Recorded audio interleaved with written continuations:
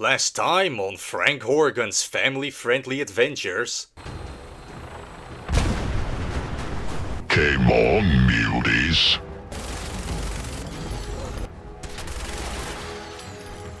These things aren't from before the war. I'll make the priority to find out who made them and eliminate them. Who the hell are you? I'm your worst fucking nightmare. Why does he come all this way? You got something to say? Say it to me. You're fat and you're ugly, and it's time you and your crazy bitch said goodbye. Most resilient man in the Commonwealth. End of the line, Kellogg. You aren't going anywhere from here. The Brotherhood of Steel again. I could make use of them to find this institute. Let's go. I'd be honored to join. So, after fooling the Brotherhood to take Frank in, we ended off with the acquisition of a Gatling laser. Now, Elder Maxon wanted Frank to cleanse some muties from a military installation. Consider it done. And so, Frank hopped into a vertebrate and rained death down upon the super muties with the vertebrate's onboard minigun. The behemoth sure had some throwing arm, but Frank didn't even flinch. When he hit the ground, he quickly finished off the 5 remaining super muties, after which he made his way to the fort's front door. The Gatling laser was still unupgraded and weak, which meant that it was unworthy of being held in Frank's massive hands. This resulted in the muties getting shredded apart the old-fashioned way. All before realizing that guns were too good for these muties, after which he started pummeling them into dust, their weak necks buckling under Frank's mighty fists of doom. Heading into the basement, it turned into an absolute massacre. The muties were clustered together in a tight corridor. After the corridor was cleared, a mutant tried to jump scare him, after which he proceeded to exterminate the last mutie that was left. When Danse walked in, he was rightfully amazed at the destruction left in Frank's wake. Absolutely. Wiping them out was a pleasure. After grabbing some vertebrate flares from Maxon, Frank needed to find the Institute, and so went to Diamond City to question the synth detective. The synth said that they could analyze the electro embryo from Kellogg's brain in Good Neighbor. So Frank and the synth went over there, where everyone was still alive, because Frank showed some tremendous self-control and didn't exterminate all the mutant scum. Inside the memory den, the doctor wasn't feeling very cooperative. Technically, the corpse was defiled already. This convinced her, but the pot looked a tad small for enormous Frank. More problems, seriously? But he somehow managed to stuff himself in there anyways. After sitting through the most boring movie ever, he now knew that to access the Institute, he needed to teleport there, and that a scientist, Virgil, escaped the Institute to get irradiated in the glowing sea. But along the way to the glowing sea lay Vault 81. According to his intelligence, Vault 81's residents would be exposed to various diseases by a secret research wing which would develop an omni-cure. This could be very useful. So Frank took a vertebrate ride over there, as must have felt natural to him. In the dead of night, in a scene that looked somewhat familiar, he arrived at Vault 81. Assuming that this vault had fallen like the rest, he accessed the vault door controls, where... Hold it right there. Vault 81 security. I don't know where you got your hands on a working Pip-Boy, but you better start talking. Vault 81, you're still up and running? Yeah, pretty good observation there, genius. Just open the damn door. I don't think so. Let me in, damn it. You really don't want me for an enemy. Unfortunately for them, this filth opened up their door to the outside, ensuring their transformation into mutants. To get in, Frank pretended to be a vault dweller himself, so they opened up the door for him. Now... Time for talking's over. So we proceeded to... you know...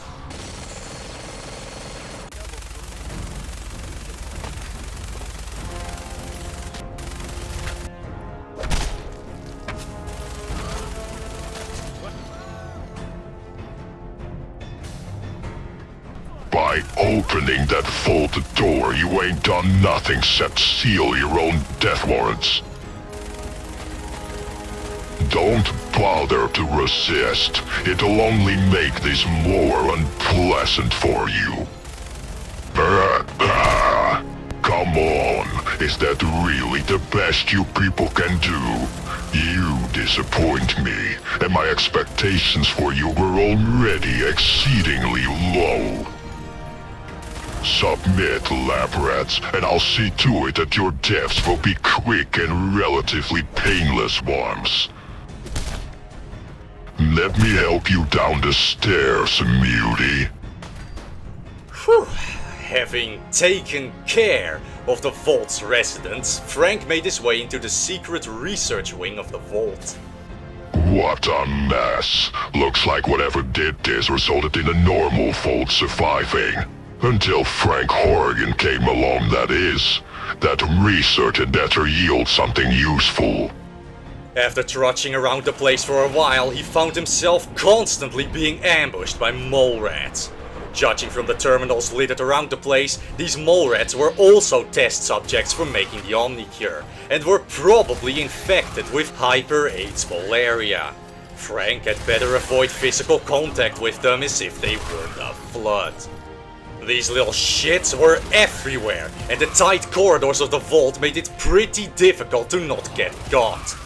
Nevertheless, Frank managed to make it through the vault unscathed. After which, he made his way to Curie. Are you Vault Tech Security? I've waited so very patiently for you to arrive.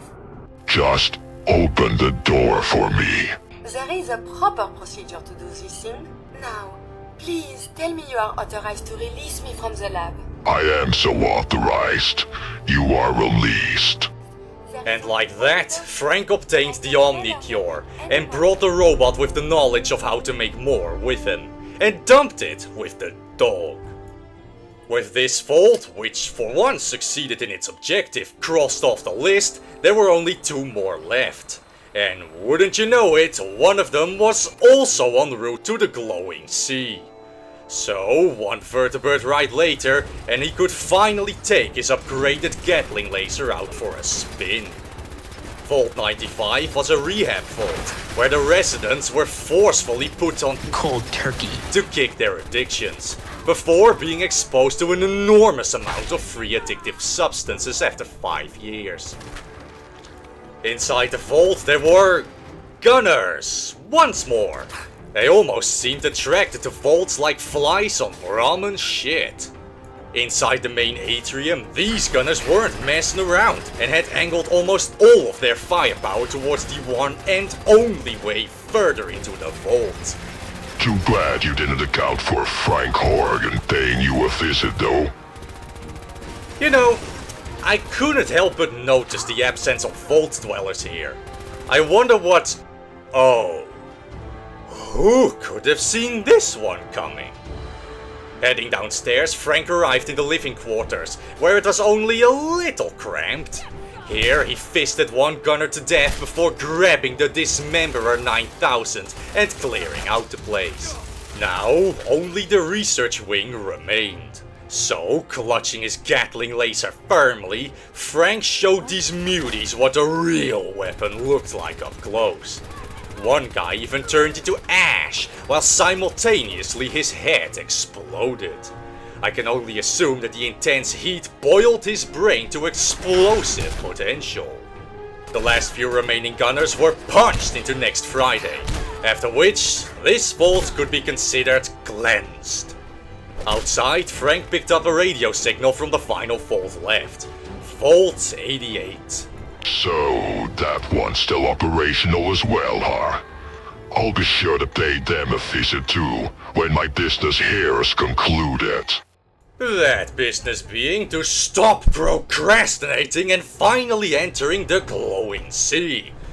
Now, what would be the tougher opponent? Feral mutated zombie people or large mutated houseflies? Easy, the houseflies of course. Seriously, why were these bloodbugs so freakishly tough? While the zombies melted like butter on crab. It doesn't make any goddamn sense. Anyways, moving deeper into the green mist, Frank killed a Deathclaw, a family of rat scorpions including their retarded cousin,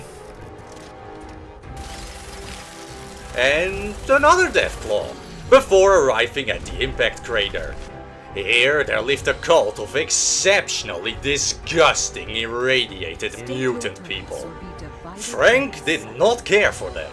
You people live here. This place is a dump. You're worshipping what? Radiation? You're crazy. Atom provides for and protects us. If you are unwilling to accept his embrace, then I suggest you leave and never return. Frank didn't need to hear any more. Even though these cultists weren't hostile per se, they were in dire need of extermination. They were practically the embodiment of the Enclave's disgust for mutants. You know, besides ghouls and such. With his personal little therapy session having been taken out on the Children of Atom cult here, he found a note on the leader's body, painting a big red X on where science guy Virgil was hiding. When he reached Virgil's cave, there was a Deathclaw guarding the entrance. Frank, however, wanted to know whether he was feeling strong enough yet to punch the thing to death. Annoyingly, the thing kept throwing him to the floor, somehow. But after a while of going back and forth, Frank was ultimately successful. Gotta keep working on those punches though, Sunshine. You're not quite there yet. This Virgil guy must have been an extremely competent survivor to have made it all the way from the CIT through the glowing sea into this cave. I wonder what kind of man he... Hold it. Take it nice and slow. You've gotten a lot farther than you should have. But then you haven't met Frank Horrigan either. Your ride's over, Mutie. Time to die.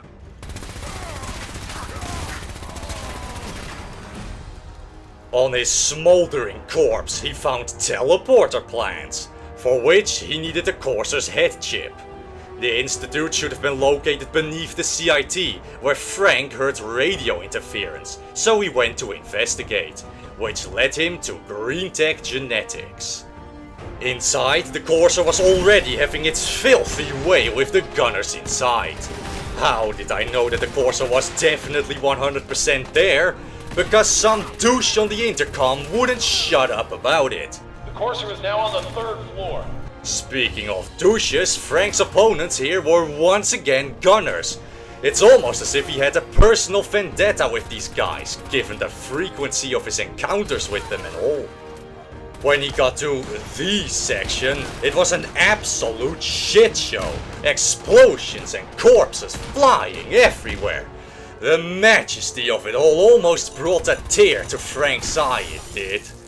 When the coast seemed clear, he offed Rocket Man before he could blow his load all over Frank and moved further up into the building. After lasering a bunch of these fools, followed by him punching one to death, he waltzed into a room where a few gunners were trying to hide for their lives. Unsuccessfully. With this floor cleared out, Frank made his way to an elevator. Once he arrived at the final level of the building, the Courser wanted to have a chat. Are you here for the synth?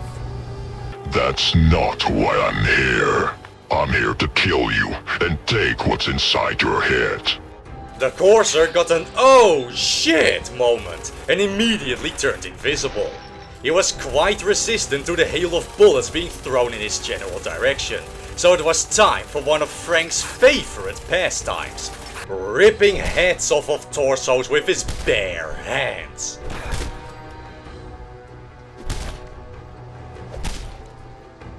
With the Corsa chip get, he killed the trapped synth and went to the Railroad HQ to decode it. Now he could make use of the Brotherhood's resources to get a functional teleporter. But first, there was still one last vault to pay a visit to. Vault 88, which should have had several experiments going on at the same time. Before entering though, there was first a whole heap of high-level raiders to take care of, whom were infesting the quarry into which the vault was built. After taking care of the raiders outside of the vault door, Frank opened it up and went inside. Where, after cleaning up some rubble with his bare hands... What the hell is this? An empty cavern and a walking corpse. Let's take the walking out of the corpse. There's nothing for us here. With the final vault having been a bust, Frank returned to the Brotherhood so he could take care of the Institute. Maxon deduced that the Institute was underground, while the people in Boston constantly yapped on about the Institute originating from the CIT. Put 2 and 2 together and the Institute's below the CIT, but the Brotherhood didn't have the motivation to go dig. Well, guess what? This is your lucky day. I have a way inside. So Frank flung himself off of the Bridwood to go build the teleporter on the airport below. Maxon wanted Frank to recruit a scientist, but spoiler, he would do no such thing. Ingram also told Frank to do some bitch work, where he had to download the Institute's naughty folder onto a holodisk. With his mission now clear, he was teleported inside the Institute. Frank immediately downloaded the folder when he arrived inside the Institute. They didn't realize the gravity of their mistake by allowing Frank to get inside in one piece. Even worse, he got a good old look at the place as he was transported directly to their leader.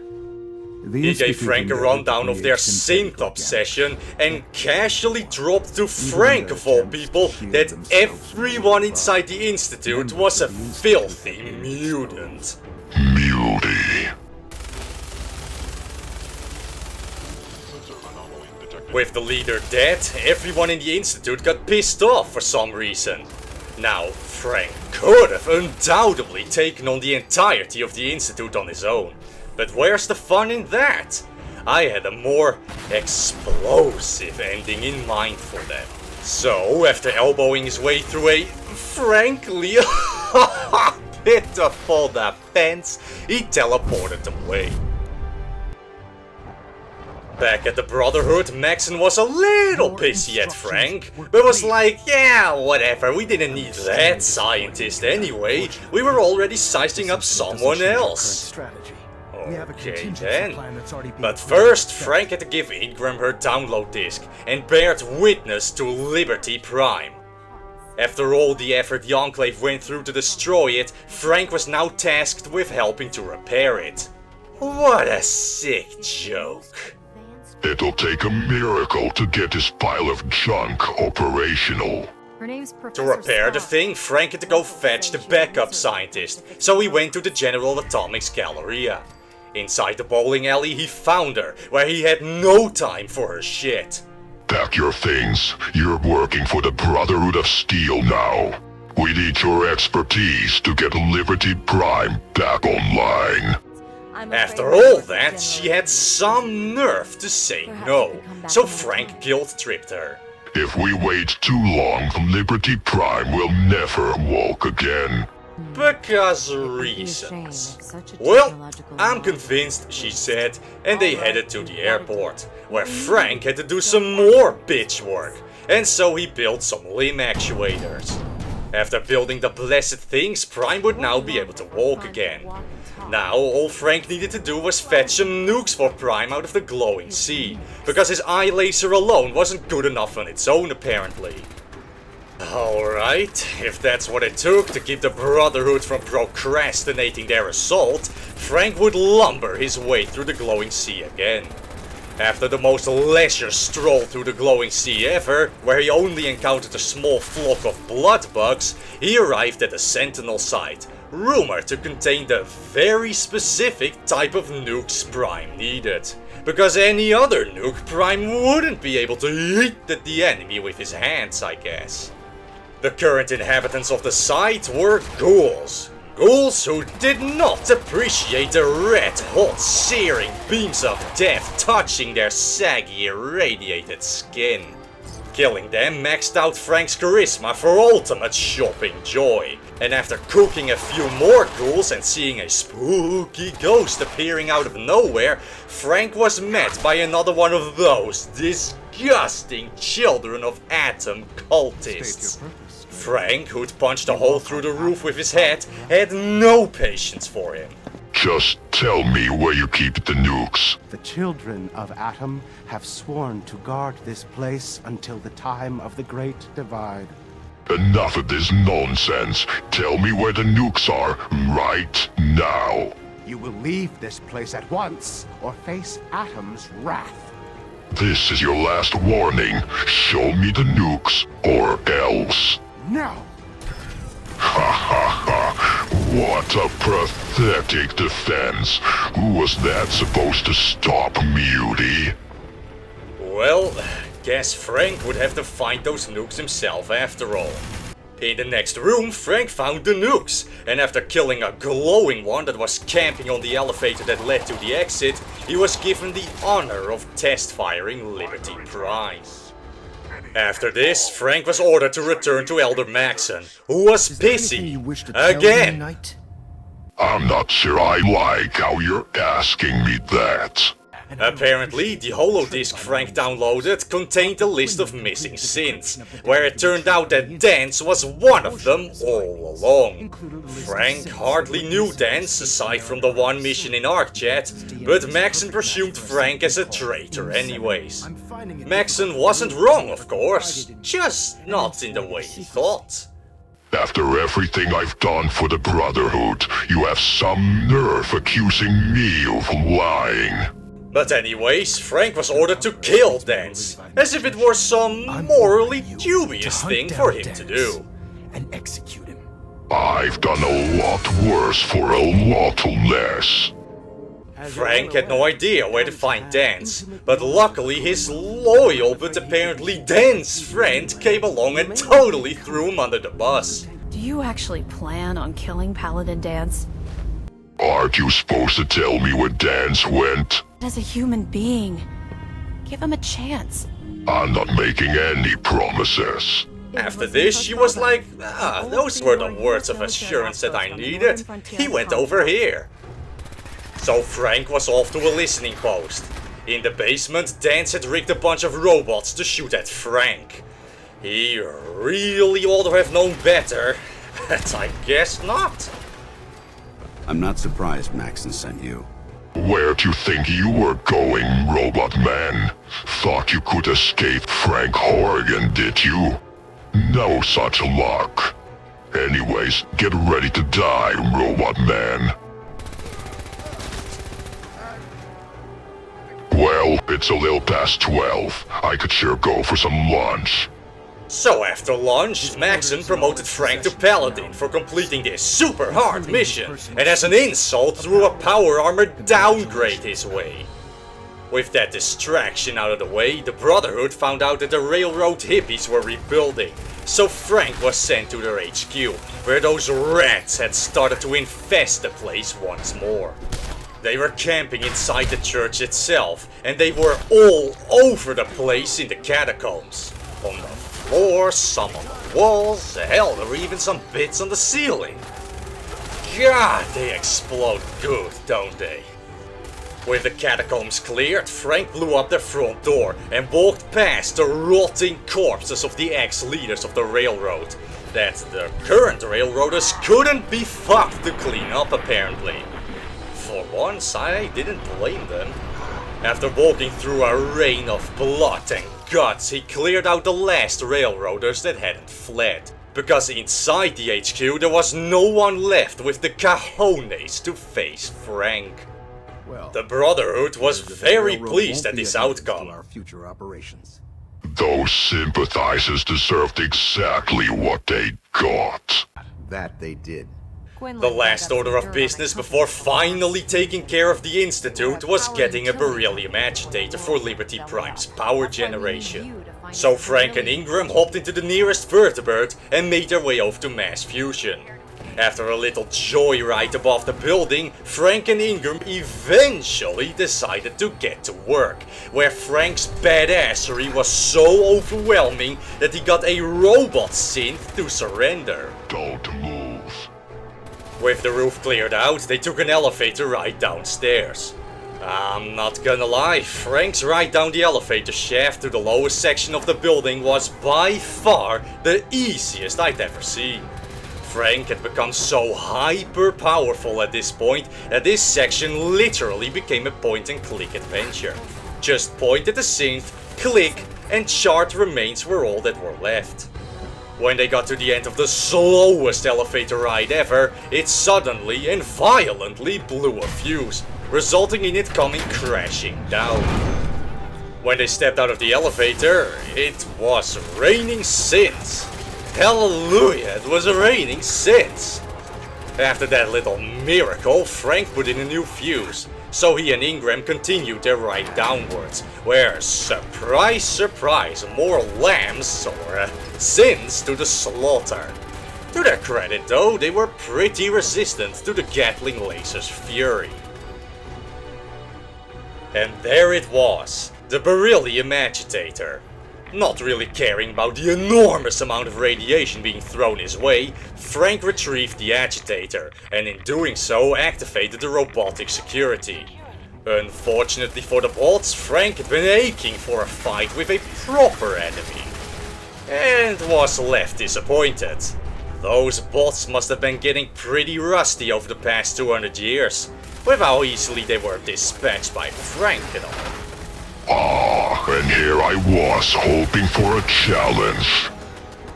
With the agitator get, Frank and Ingram made their way to the exit, where Frank decided to punch a few synths to death.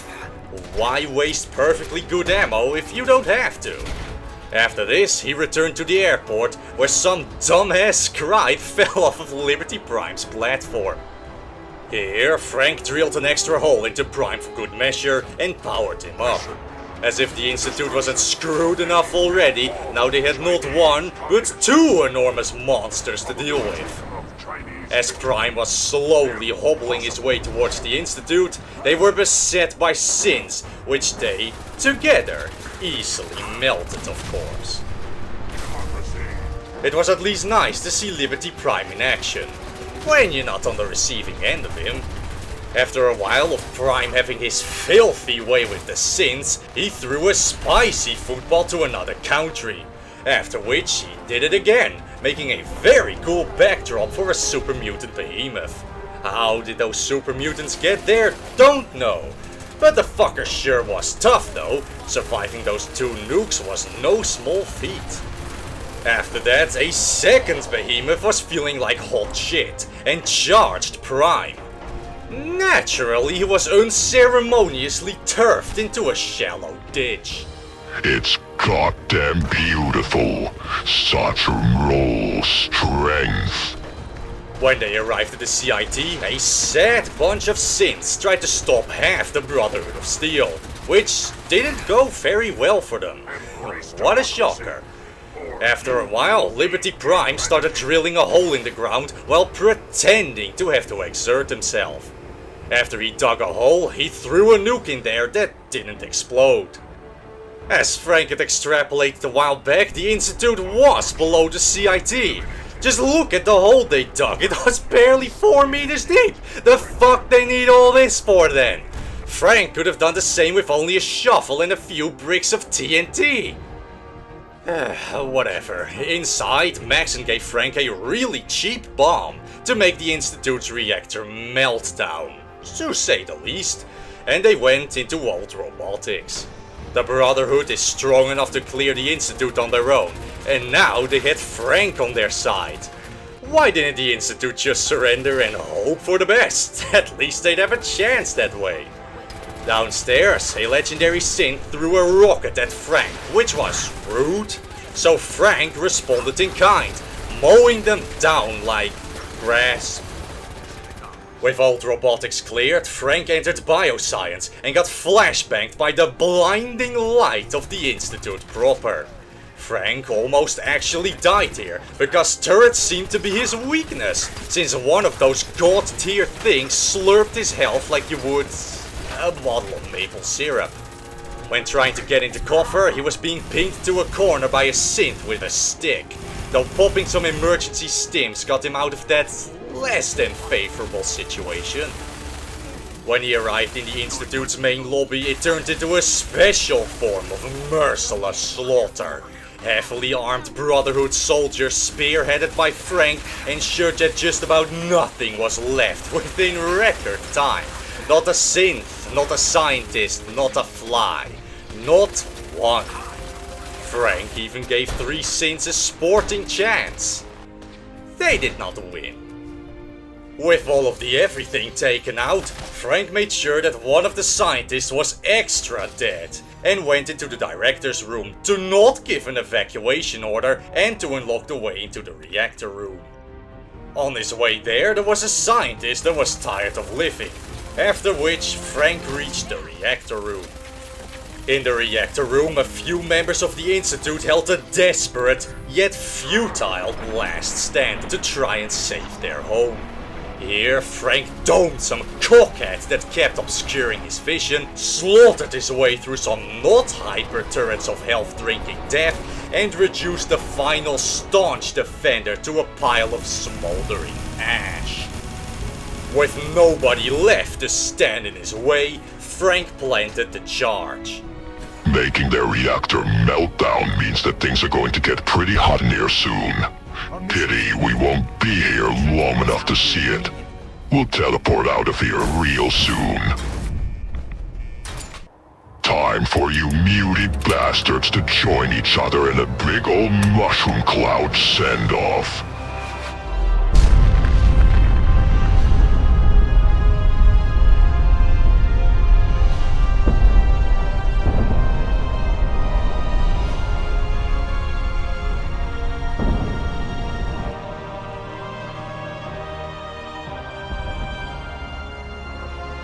And with that, we can say that yes, you can be... Oh yeah, the Brotherhood! Almost forgot. So Frank, now enjoying the complete trust of the Brotherhood, wasn't even being questioned when he placed a small mountain of explosives near the blimp's hydrogen tanks. That'll do the trick. After which...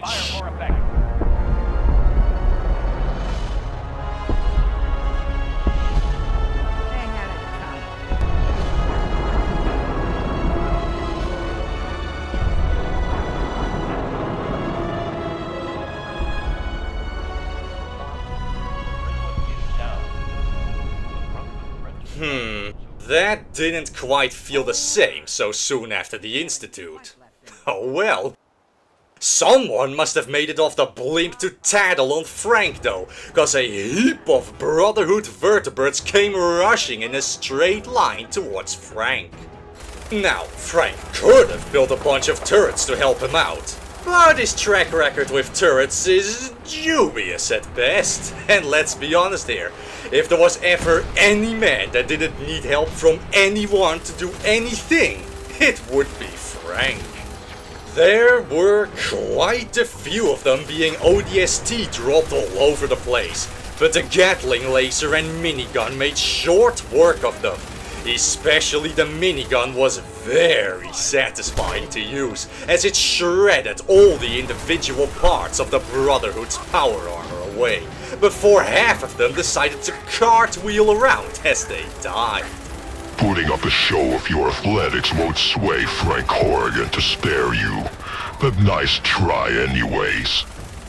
Luckily, Frank was prepared for a long, drawn-out fight with the Brotherhood, just in case he got caught. Yet even he was surprised by the sheer amount of these guys dropping in. Where did they store all those vertebrates? Don't know, but there was heaps of them. Hell, there was practically no end to them. At least those birds exploded real nice though. To conserve ammo, Frank would occasionally punch Brotherhood soldiers to death, even those in power armor. By the end of it all, Frank's impressively durable power armor had taken a severe beating. Yet he was still standing strong. Very strong, while the Brotherhood most certainly was not. With the Brotherhood in flames, the Institute reduced to a crater in the ground and the vaults cleared out, Frank had completed his primary objectives. Now Boston was ripe for Enclave occupation, and Frank could get some relaxing and well-deserved R&R by punching the locals for fun. A happy ending if I do say so myself. Duty, honor, courage, semper fi.